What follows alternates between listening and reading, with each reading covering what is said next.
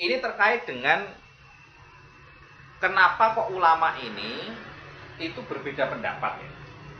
Jadi ini adalah pendapatnya. Nah sekarang saya akan menjelaskan terkait dengan dasar hadisnya ini apa. Ini hapus saja ya.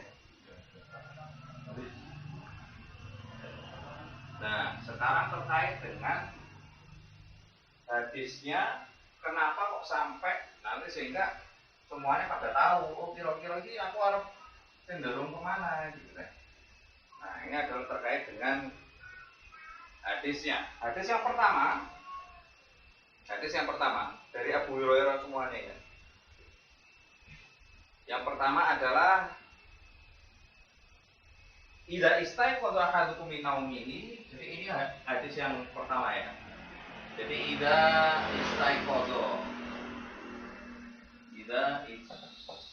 istaiqadha min naumihi ahadukum min naumihi ahadukum min naumihi.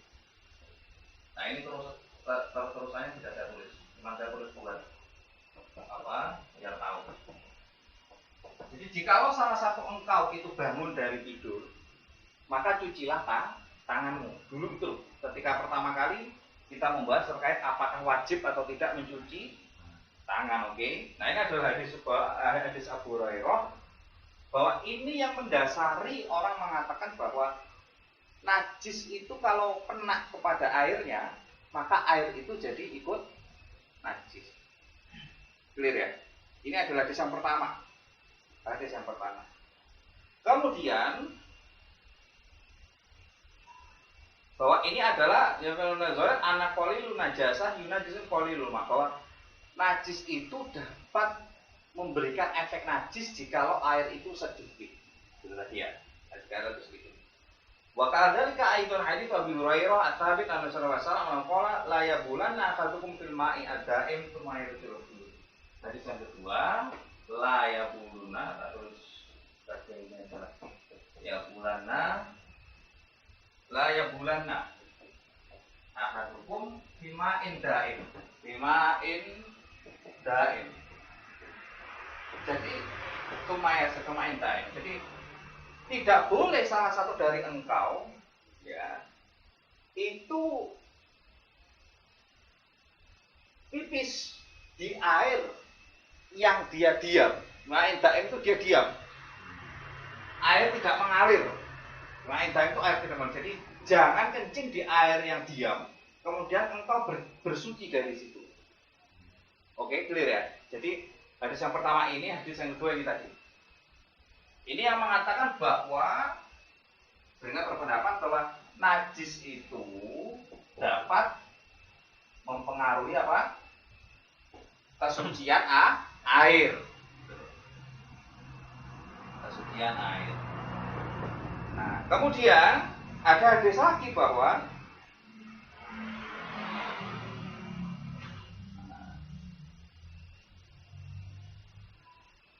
nah ini hadis yang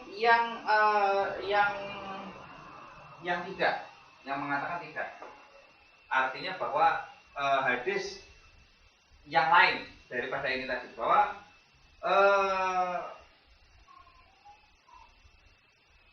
anak Arabian qoma ila nahiyatin minal masjid fa bala fiha fa sahha bin nas wa qala sallam dahu fala mafarqa Rasulullah sallallahu alaihi wasallam. Jadi hadis yang ketiga itu adalah, tak terus pakai bahasa saya bacaan saja. Ada seorang badui, dia kencing di pinggir, di pojok masjid. Wah ini udah kurang ajar ya. Dia itu kencing di pojok masjid. Kemudian orang pada meneriaki orang tersebut. Maka Rasulullah mengatakan, maka panggillah orang badui tersebut. Falamma faraqa Rasulullah sallallahu alaihi wasallam. Kemudian Rasulullah hanya menyuruh untuk menyiram air. Menyiram seember air untuk menghilangkan najis. Jadi najis itu tadi cukup dihilangkan dengan apa? disok air tok tadi. Sehingga sudah suci. Hanya dicuri air tadi itu. Oke? Nah, itu hadis yang ketiga. Kemudian, nah ini dari hadis ini bahwa anak qalilun najasah la yufsid qalilul ma. Nah, bahwa ini adalah yang menjadi sandaran bahwa adanya najis itu tidak merusak sedikitnya air. Selama dia belum berubah sifat dan tadi dia sifat-sifatnya itu selama itu dia tidak berubah. Nah, kemudian hadis yang keempat itu bahwa suatu hari enawiyastaki min bi'ri bid'atin. Jadi ketika itu ketika perjalanan ya bahwa ditemukan air itu sudah bekas macam-macam ya, bekas nyuci daging, bekas ada darahnya, bekas macam-macam itu. Jadi air itu sudah sangat terkontaminasi sekali gitu. Nah, kemudian ketika ada orang yang mengambil wudhu dari situ, maka Rasulullah bersabda innal ma la yunajjisuhu syai'un. Bahwa Rasulullah mengatakan bahwa air itu tidak sama sekali najis. Jadi sudah cetok-cetok di sumur itu tadi. Yang ketiga ya. Ada sumur yang di situ sudah bercampur daging. Daging itu najis kan ya. Kemudian darah. Kemudian ada orang yang mengambil air di situ untuk bersuci, maka Rasulullah mengatakan oke, tidak masalah bahwa air itu suci. Dalam artian air itu tidak najis. Nah, ini adalah terkait dengan pendapat-pendapat yang mengatakan najis atau tidak.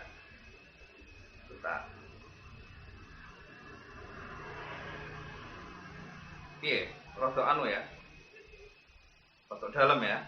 Ya itu Pak. Kemarin untuk sumur untuk cuci daging, darah itu kan kalau kita lihat kan ya tetap gitu. Tetapi ketika itu kan ada hadisnya bahwa itu ternyata boleh gitu loh. Nah, makanya ulama itu berbeda pendapat di situ. Nah, nanti jadi pendapatnya yang tadi itu yang lain. Emang nek ngaji ngene iki rada mikir. Itu artinya memang karena ini ternyata kayak gini. Bentar.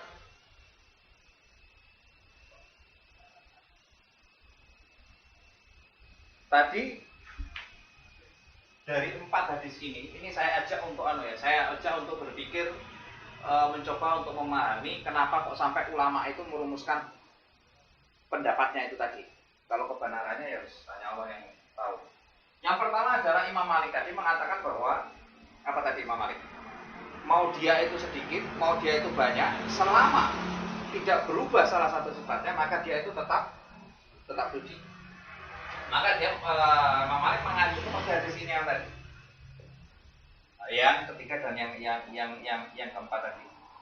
Tetapi adapun Imam Syafi'i dan Imam Abu Hanifah itu adalah mengkompromikan hadis Abu Hurairah.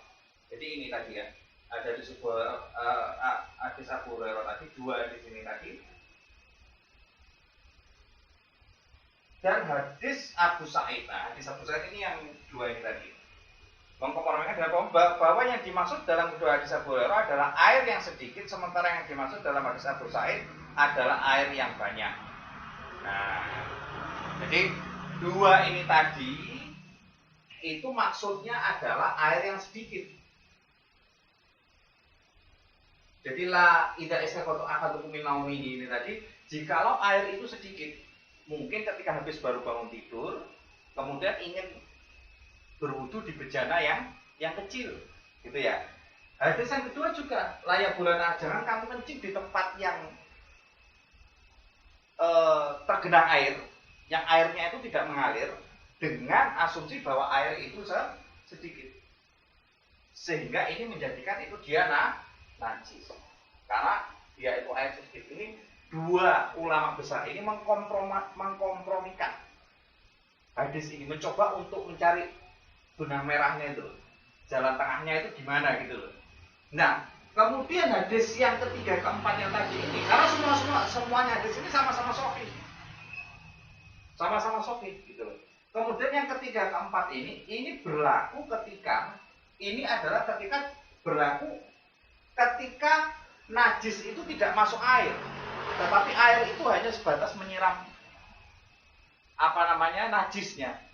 Ini kan posisi najis tidak masuk air, iya toh? Pojok kecil. Jadi ketika seseorang berdua itu pipis, nah air itu tadi hanya sebatas wasilah untuk apa?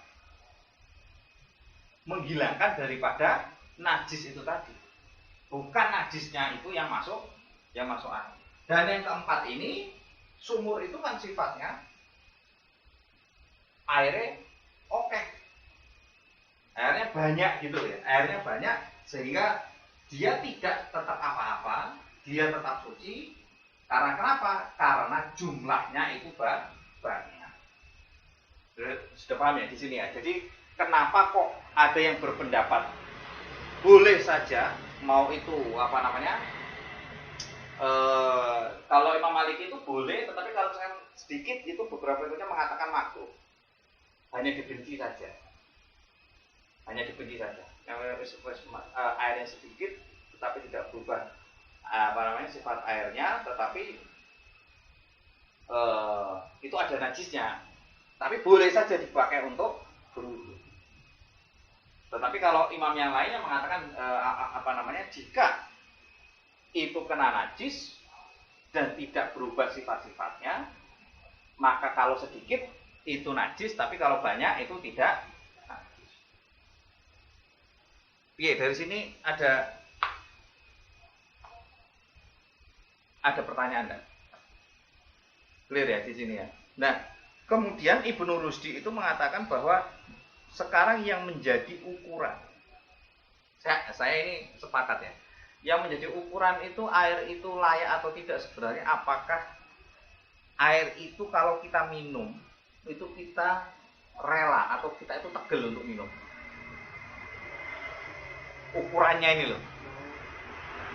Jadi air itu dikatakan dikatakan bisa untuk dibuat wudu.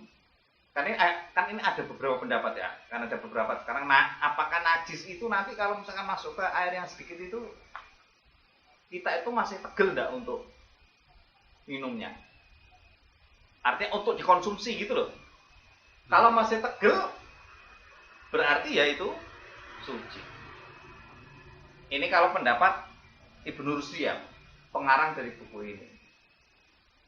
Tapi kalau kalau pendapat daripada empat ulama itu kan seperti itu tadi. Adapun ukurannya tadi sudah jelaskan ya, kalau bahwa ukurannya itu kalau Imam Syafi'i itu 20 ya 500 liter itu tadi. Jika air ada 20 maka ia tidak akan menjadi najis. Qala innaka naqulataini lam yamul khobatan.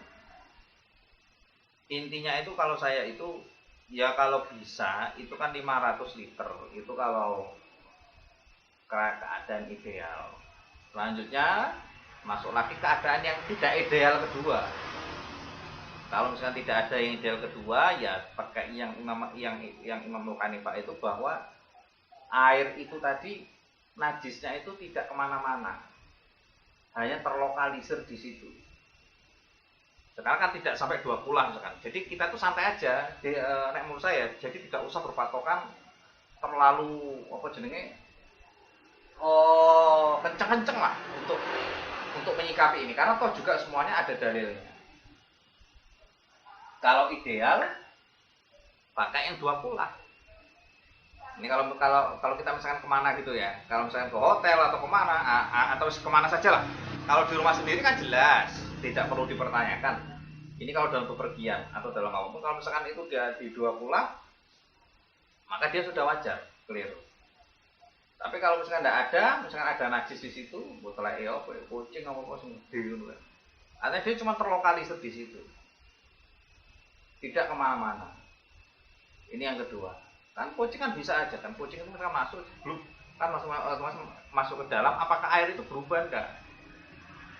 Atau dia cuma terlokalisir di situ saja, maka dia boleh-boleh saja. Kok pakai wudhu? Tapi yang diombe orang gila ini kan. Artinya dia bisa dikonsumsi tadi. Nah, itu keadaan kedua ya. Keadaan ketiga, kalau memang tidak ada air, selama itu tidak berubah sifatnya, air tersebut, maka pendapat Imam Maliki tadi, mau air itu sedikit, mau air itu banyak, nah, selama tidak berubah apa tadi sifatnya, maka dia tidak najis. Itu adalah yang paling ringan.